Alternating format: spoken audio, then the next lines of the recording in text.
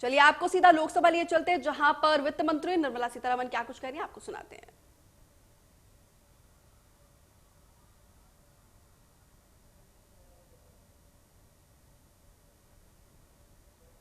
This budget, we have kept the pace up and announced measures which are for the reforms.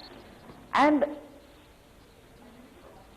reforms, not just one-off, reforms not just every now and then, but reforms riveted in a policy. Riveted in a policy which is therefore going to give a neat background, a layout spread before the parliament for people to know that this is not a subjective, knee-jerk reform because you're every now and then questioned on it, but a reform which is going to lay a path for India to be one of the top economies of the world in the coming decade and further. So that kind of an approach, which is a courageous approach of a government which believes that the people of India have mandated it to do such an exercise. I was very encouraged to see several of our MPs, many of them very young, probably the first-time entrants, speaking with such fervor about the kind of reforms which the Prime Minister is spearheading, and that gives hope for this economy and for democracy, because India's 2/3 of our population is the youth of this country who hold the hope for this future. And because the hope is what we have to service, attend and facilitate, this budget is drafted the way in which it is drafted. And therefore the policy, particularly the disinvestment in the PSE policy, does not allow for any kind of elementary or rudimentary approach to it.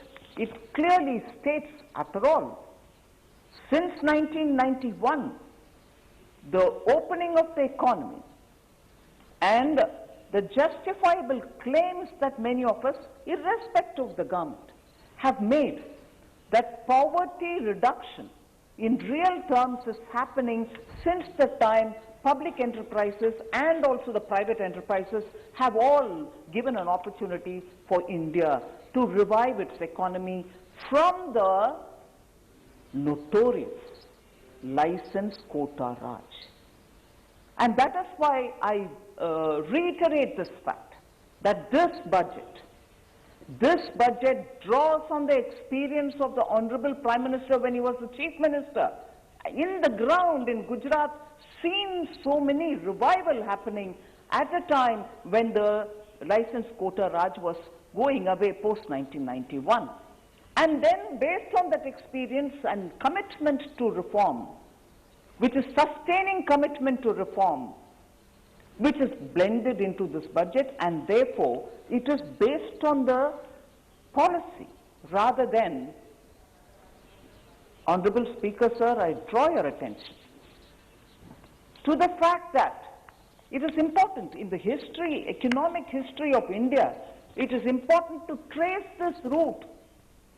Since 1948, when we, with great adoration, adopted socialistic policies, great adoration, nationalized institutions, and with great adoration had a kind of a blend of Indian hybrid socialism plus a certain kind of license quota Raj, all of which started denigrating Indian businesses, all of which made businesses absolutely difficult to perform, constricted our enterprises, particularly the small and medium ones.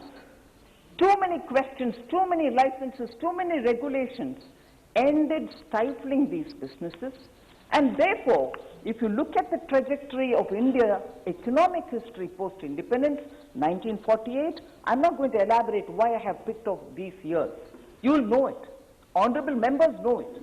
1948, 1955, 1969, and it peaked in 1975.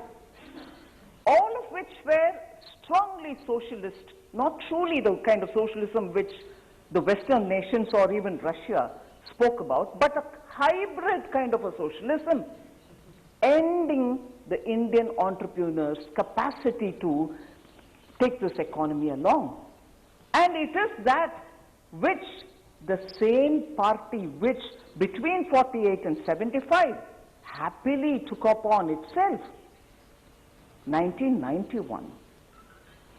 I concede it was under duress. Shifts from the socialism to complete opening up of the economy, and also till today, rightly take the credit, I have no problem, and till today would like to harp on, oh 1991, it is we who opened up the economy, it is we who have given you a free market approach, and it is we who are reformist.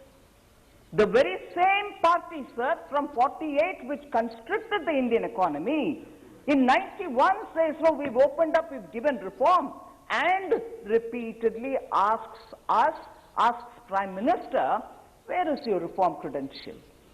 What have you done in reform? Repeatedly asks, and then says, you have not got that commitment, you don't know what is economics, you don't know how to manage economy, and therefore you are not the people to do reform, it's us who can do it.